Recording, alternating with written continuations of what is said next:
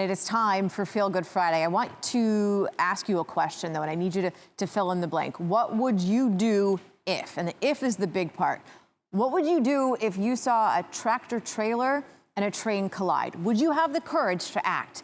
Would you have the courage to save a stranger's life if it meant putting your own life at risk?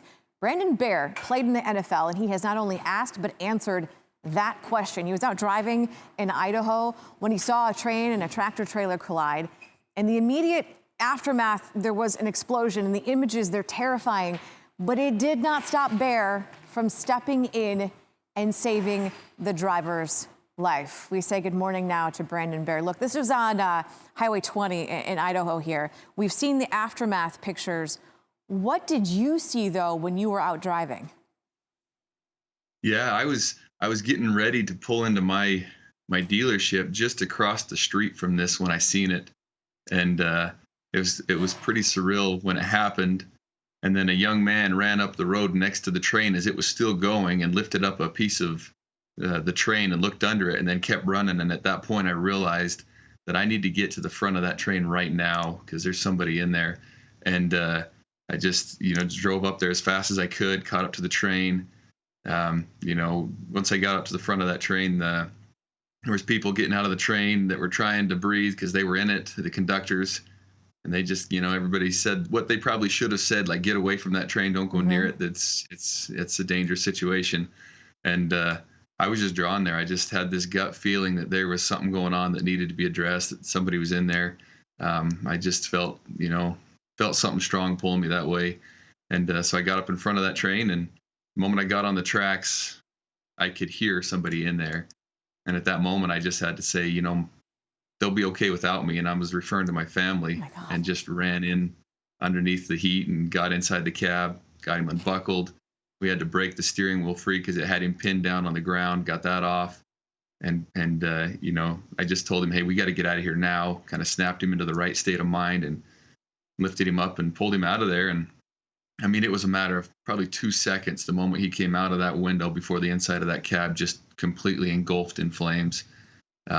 It's just such an amazing thing and how it all worked out. And I can tell you one thing, I know the Lord wanted that guy alive because there is no reason he should have been alive after all things happened there. And I feel truly blessed to have been guided to get there and help him out for sure. The guy you saved is a 25-year-old. His name is Steven Jensen. We're going to get to him in a second.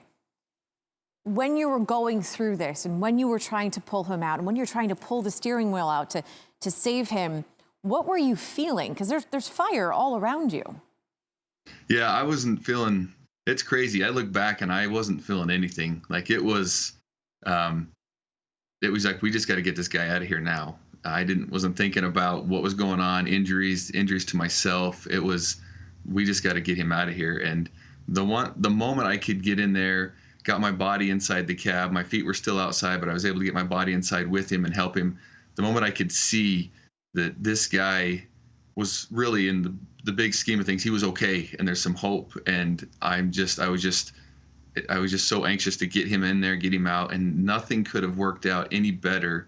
The seatbelt coming off the way it did, the steering wheel, we were able to break it, which I don't know how that happened, but we were able to break the steering wheel, get it out of the way. And get underneath him. His legs were fine. His arms were pretty beat up, so he couldn't use them, but his legs were fine, so he could kick and push and help me get him out of the cab. Everything just worked out in his favor at the right moment. It was such an amazing thing. We know that Steven was taken to the hospital, obviously, immediately after the crash. We know that he's now been released from the intensive care unit. What more can you tell us about how he's doing right now? I've met with his sister and his dad, and I've even talked to him on the phone. They're in good spirits. His sister told me, she says he's just bored out of his mind because he can't use his arms at all. But the rest of his body's sharp and okay. And so he's just sitting in the hospital bed with no use of his arms, but he's been in good spirits. His dad and family has been pretty emotional, along with myself. I've probably had more emotions than he does in this whole thing, but it's been an opportunity to get to know him, and I look forward to getting to know him for a long time and seeing what he accomplishes. I feel so strongly that the Lord's got something great for him in his life, because there's a reason he was able to live through that, and I just can't wait to follow him and get to know him more. You said when you approached the train, you had this voice in your head that said, "My family will be okay without me." That's a decision Yeah. that you were making on behalf of your wife and your kids. What has your wife said to you now after this has played out? You know, the first thing, so the moment it was over, the EMTs, the paramedics, they all showed up, and I was able to relax a little. And I went and started to fill out a police report. I couldn't do it. I got really shaky, and I said, I need to go. And I got to my car, and the first thing I did was call my wife, and I just, she could tell something was wrong by my voice. I just told her to just stay on the phone and let me get my composure. And I was a mess. It was an absolute mess emotionally, because I didn't know that I was going to be able to make that phone call at one point, just a few minutes earlier. And she's been a rock for me, and just taking care of me and helped me through this, because there's been some emotional sides of this.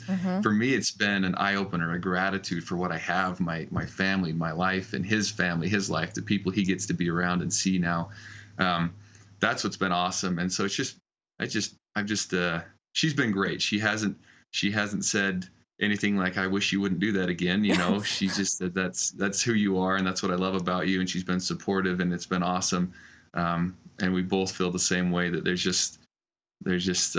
there was somebody looking after that guy today, that day, because there was so many things that landed just perfectly. I mean, I was a mess earlier in the day, because my day wasn't going the way I wanted it to. But whatever happened got me right there at that right moment, so I could help that kid. So it was great. Perspective in that. I'll be honest, I'm not sure that I would be as supportive as your wife, because I'd probably say something like, "Don't you dare do that again. No, I would not be okay without you."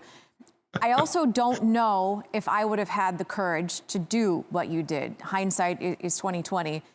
If the same thing happens again, how likely is it that you would just jump in?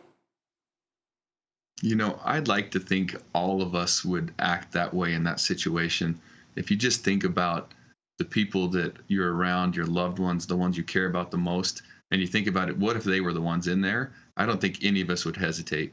If we take just a second in life and stop thinking about ourselves and thinking about the people around us, it's amazing what we can do and accomplish. And I feel like in that situation, we'd all do the same thing. Man, not all heroes wear capes, and this man is absolute proof of that. Thanks for your time. We appreciate it. Thank you.